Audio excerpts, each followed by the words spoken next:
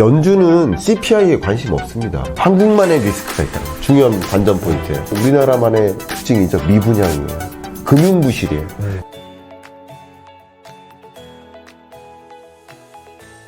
이번 시간에는 김광석 교수님을 모셨습니다. 요새 슈퍼스타예요. 출연하시는 데마다 조회수가 빵빵빵 터져가지고. 그렇진 않습니다. 예, 아마 그것 때문에 그런 거 아니에요? 긴축의 시대 얘기하셨을 때 예, 그것 때문에 그런 것 같은데 요새 어떤가요? 맞아요. 그런 영상들은 공감의 뜻이라고 생각을 해요. 그때 그 책에 있었던 주요 주제가 어떤 거였었죠? 메시지가? 23년 연내까지 금리 인하는 없다. 없다. 네, 금리 인상 기조가 장기화될 것이다. 라는 얘기였고, 그 이유는 역시 고물가 기조가 쉽게 해소되지 않는다. 그래서 인플레이션 시대인 거고, 인플레이션 시대에 맞게 대응하기 위해서 고금리를 채택한 결과이기 때문에 당장 뭐 말 그대로 금리 인하 없고 당장 경기가 뭐 좋은 건 아니다. 말 그대로 경기 침체가 진전되는 해, 특히 우리나라는 그 주된 대상 중에 하나다. 예. 그런 얘기에서 말 그대로 경기 침체 국면으로 가고 있고, 그리고 그런 과정에서 직접적으로 느껴질 만한 것은 가난해진다. 모두가 가난해진다라는 말씀을 드렸고, 예. 모두가 가난해진다는 것을 입증하는 절차를 많이 가졌죠. 그러니까 그런 메시지에 공감의 표시가 아니었을까 이렇게 생각을 합니다. 이제 진짜 발등에 불 떨어진 것들이 많거든요. 네. 최근에 보면 CPI는 빠르게 떨어지고 있는데 네. 미국의 근원 CPI가 안 떨어지고 있어요. 그렇죠. 예, 예. 이건 어떤 현상들인 거예요? 생각해 보시면 예. 연준은 CPI에 관심 없습니다. 제가 극단적으로 표현해 볼게요. PC만? PC, 근원 PC에 관심 있는 거죠. 아. 근원 CPI에 관심 있는 거죠. 왜 그러냐면, 우리 물가 상승률을 계산할 때, 마트 가서 뭐 과자 사고, 혹은 호박 사고, 이게 다 개별 품목이에요. 그러니까 소비하는 품목이 한두 가지가 아닌 거예요, 사실은. 그걸 이제 우리가 계산할 때 460여 가지 품목이라고 합니다. 그걸 우리 통계청도 그것의 가격 등락을 계산해요. 근데 식료품 물가는 어제 오늘 다르잖아요. 그죠? 예. 이게 식료품 물가는 굉장히 불안한 품목이에요, 원래. 급등락하는 거예요. 그리고 에너지 물가도 마찬가지죠. 그렇죠. 지금 요새 기름값 많이 내렸거든요. 네. 경기 침체 온다, 기름값 떨어지고. 갑자기 뭐 전쟁 터진다, 기름값 오르고. 오펙 플러스가 뭐 감산합의 도출한다. 감산합의 도출하기도 전에 국제유가부터 치솟고. 그러니까 이런 것들이 급등락이 심한 품목이에요. 그래서 식료품 물가나 에너지 물가가 떨어지는 건 관심이 없다. 이건 내가 통제하는 것이 아니다. 중앙은행이 컨트롤하는 대상이 아니에요. 식료품 물가는 농림수산식품부가 걱정하는 거예요. 그리고 에너지 물가는 산업통상자원부가 걱정하는 거예요. 우리 부서 관할이 아니다. 우리 부서가 아니야. 굳이 따지면. 제가 좀 극단적으로 표현하는 겁니다. 이해가 가시도록. 그러니까 결국 중앙은행이 통제하는 것은 기조적으로 물가가 잡히느냐 아니냐를 통제하는 거예요. 기조적으로 물가가 잡히는지 여부를 보는 것은 이 두 가지 품목을 제외한 물가를 보는 거죠. 그게 근원 물가인 거예요. 근데 그 근원 물가 상승률이라는 관점에서 보면 9.1% CPI 물가 상승률을 기록했을 때 그 이후 6.4%까지 떨어졌지만 근데 다음 주 월요일 날 CPI 또 발표되죠. 네. 어쨌든 6%대를 기록할 거 아니겠습니까? 그러면 이런 CPI 물가 상승률이 나름 정점 찍고 떨어졌다라고 보지만, 그러나 근원 물가 중에 특히 근원 서비스 물가는 안 떨어지고 더 올라가고 있어요. 기여도를 계산해 보면 근원 서비스 물가는 오히려 9.1%를 찍었을 때 3%대 기여를 갖고 있어서 3%포인트죠. 그리고 지금은 4.2%포인트까지 올라갔어요. 그러니까 기조적으로는 오히려 물가가 안 잡히고 올라가고 있기 때문에 중앙은행 입장에서는 에너지 물가 잡는 게 아니라는 거죠. 다시 극단적으로 말씀드리는. 식료품 물가 내가 잡는 게 아니에요. 기조적으로 물가를 안정화시키는 그런 노력은 근원 물가를 잡기 위한 것이기 때문에 근원 CPI, 근원 PC를 봤을 때 전혀 안 잡히고 가고 있어요. 그러면 금리 인하는커녕 더 이제 업을 할 수밖에 없는 거겠네요. 그렇죠. 9.1에서 6.4%까지 정점 찍고 확실히 물가 떨어졌네. 디스인플레이션. 근데 디스인플레이션의 개념 자체가 여전히 인플레이션은 남아있는 거예요. 인플레이션의 정도가 좀 떨어질 뿐이죠. 근데 파월 입장에서, 중앙은행 입장에서 뭐를 더 봐요? 물가 2% 목표 물가까지 부합하려면 아직 멀었네. 아직도 멀었다. 그러니까 같은 현상을 놓고 시장은, 특히 금융기관은, IB뱅크는 물가 정점 찍고 떨어진 거에 주목하는 정점 찍고 떨어졌으니까 금리 인상 추가적으로 안 해도 되겠네. 곧 금리 인하하겠네. 이런 식으로 인식하는 것이고 파월이나 중앙은행이나 한국은행 같은 금융기관 입장에서는 실적치만을 가지고도 다른 해석을 하고 있는 것이고 사실은 실적치 CPI에 관심이 있는 게 아니라 근원 CPI에 관심이 있다. 근원 PCE에 관심이 있다. 그렇기 때문에 소위 시장과 파월이 다른 생각을 갖고 있는 동상이몽입니다. 서로 지금 이해관계가 다르기 때문에 네. 시선이 다를 수밖에 없다. 그래서 되게 재밌는 게 자꾸 파월 보고 뭐라고 해요, 시장이. 파월이 갑자기 돌변했대요. 파월이 디스인플레이션 선언해놓고 갑자기 그렇지 않았습니다. 기자회견할 때 읽잖아요. 답변을 주고받잖아요. 그때 적어도 30분 동안 오고 간 이야기 내용을 보면 정말 물가 안 잡혔다. 우리 목표 물가 2%다. 아직도 갈 길이 많다. 그렇죠. 계속 그렇게 얘기를 했는데 그러다 한마디 땅 던져. 한마디가 어쨌든 물가가 somewhat. Inflation has eased somewhat. 인플레이션이 다소 완화됐다. 물가 상승률이 9.1에서 6.4% 떨어진 것에 동의한다. 그 수준의 문장 가지고 그냥 그것만 보고 있는 거예요. 파월이 디스인플레이션을 인정했다. 사실은 파월은 계속 똑같아요. 시장만 오해하고 파월은 계속 매였어요. 어떻게 보면은 그만큼 시장이 지금 네. 무언가를 기대하고 있다는 얘기 아니에요? 마치 네. 아빠가 뭐 선물 사줄 것 같은데 쳐다보는 거잖아요, 지금. 그렇죠. 이게 마찬가지. 어떤 상황에서도 나는 무조건 주식 투자해야 돼라고 말씀하시는 분들은 제 얘기가 싫은 거예요. 저는 주식하지 말아야 될 때는 하지 말라고 하고 실제로 제가 개인적으로 20년, 21년에는 산업 얘기를 많이 했었죠. 그렇죠, 유망산업 그렇죠. 얘기를 했죠. 근데 22년, 23년은 산업 얘기하기를 꺼려해요. 그랬네요. 왜냐하면 주식 투자하지 말라가 골자기 때문에. 가난해진다. 예. 네, 그랬잖아요. 그러니까 시점에 따라 달라지는 거예요. 자, 그럼 이제 궁금한 게 네. 금리 인하를 해볼 만한 시점은 어느 정도로 예상하세요? 예상컨대 24년입니다. 미국은? 네. 예, 내년. 미국도 내년이고요. 한국도요? 한국은 더 내년입니다. 올해 안에 할 가능성이 없다는 것을 얘기하는 거죠. 근데 한국은 이번에 금리 인상 안 했잖아요. 동결 안 했죠. 했잖아요. 예. 왜 그런 거예요, 그런 거? 뭐 한국만의 독특한 특징이 있죠. 이게 뭐냐면 네. 금리 인상 속도 조절이잖아요. 네. 그 속도 조절이라는 것은 이런 거죠. 베이비 스텝 하다가 빅 스텝 하다가 네. 이제 속도 조절 들어갈 때는 베이비 스텝으로 전환했다가 그리고 안 하는 거. 예. 이게 속도 조절이잖아요. 그렇죠, 그렇죠. 근데 속도 조절에서 베이비 스텝 하다가 네. 쉬었다가 또 하는 거. 이것도 속도 조절이에요. 그러면 격차가 계속 벌어질 거 아니에요? 그렇죠. 미국은 안 쉬니까. 그래서 이거는 이제 수순이라는 걸 말씀드리고 너무 좋은 질문 주셨는데 그 부분 설명드리면 일단 IMF가 지난 1월에 세계 경제 전망 보고서를 낼 때 네. 세계 경제 성장률을 상향 조정했죠. 0.2%포인트 상향 조정했어요. 23년 성장률을 2.7로 봤다가 2.9%로 상향 조정했습니다. 중국 같은 경우는 0.8%포인트나 상향 조정했어요. 많이 했다. 미국도 0.4%포인트나 상향 조정했어요. 근데 이렇게 세계 경제 상향 조정하고 미국, 중국의 상향 조정할 때 우리나라가 상향 조정 안 되면 이상한 일이죠. 통상적으로. 예. 왜냐하면 우리나라 전체 수출액의 40% 가까이가 미중이거든요. 예. 그러니까 당연히 이들이 회복된다는 얘기는 우리도 회복된다는 뜻이어야 돼요. 그런데 그 와중에 우리나라는 0.3%포인트나 하향 조정했어요. 밑보였나? 밑보가 아니라 찍혔네. 종전에는 2.0%로 네. 봤다가 네. 이번에 1.7%로 봤습니다. 그럼 한국만 리스크가 있다는 얘기 아니에요? 한국만의 리스크가 있다는 거죠. 그 대표적인 리스크가 세계 경제가 종전보다는 마일드한 경기 침체야 이렇게 전망을 했어요. 근데 어쨌든 경기 침체잖아요. 경기 침체일 때 민감한 품목이 뭘까요?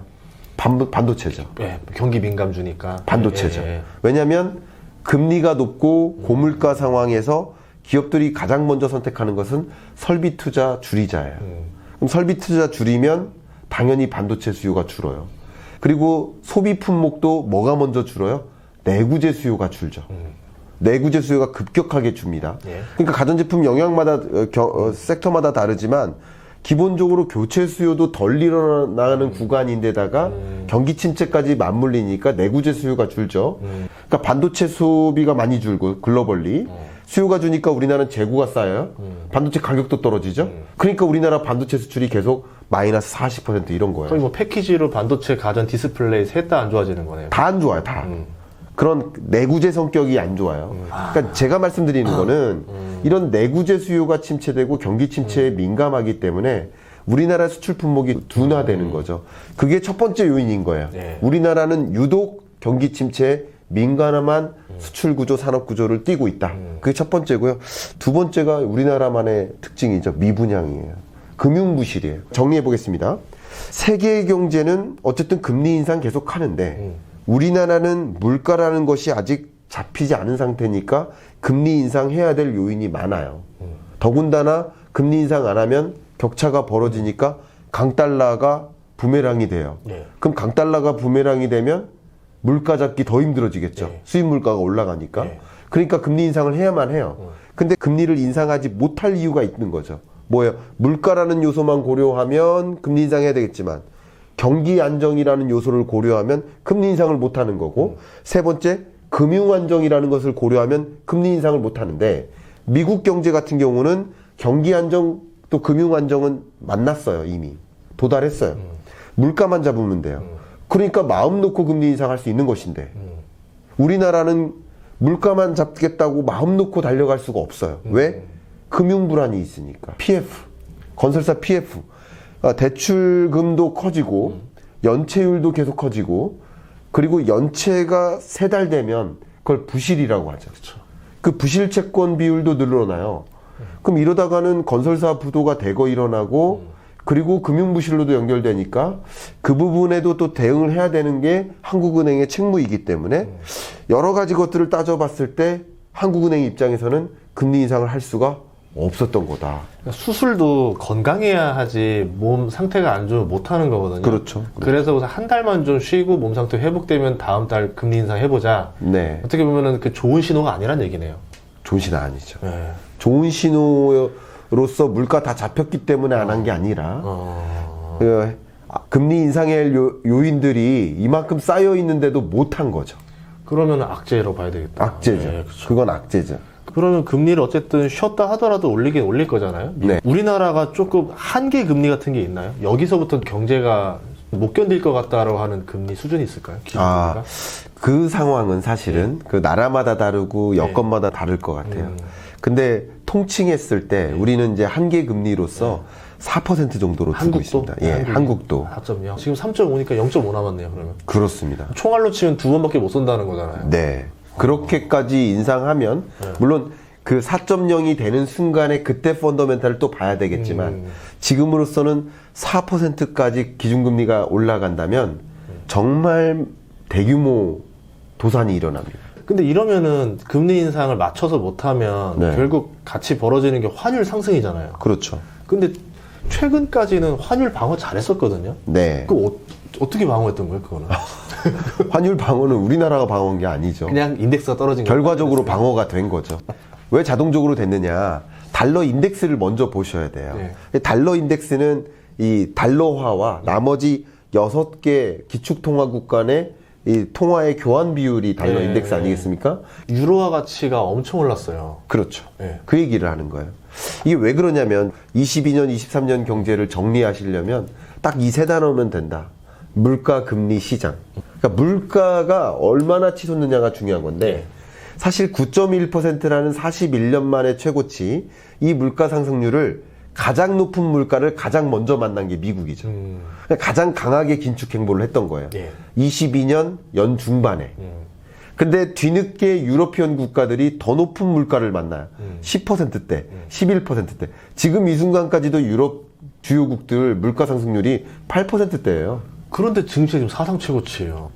그러니까 그게 물가가 여전히 높으니까 그러니까 뒤늦게 긴축 행보를 한 거예요. 그런 긴축 행보 보이고 물가도 높은데 그럼에도 불구하고 경기가 상당히 안정적으로 흘러가는구나 하면서 이제 주가가 긍정적으로 선회된 거고 얘네들이 더 강한 긴축 행보를 보이니까 상대적으로 달러 가치가 약화됐었다 이렇게 보는 거예요. 그래서 엄청나게 강한 뭐 킹달러의 모습은 다시 만나기가 어려워요.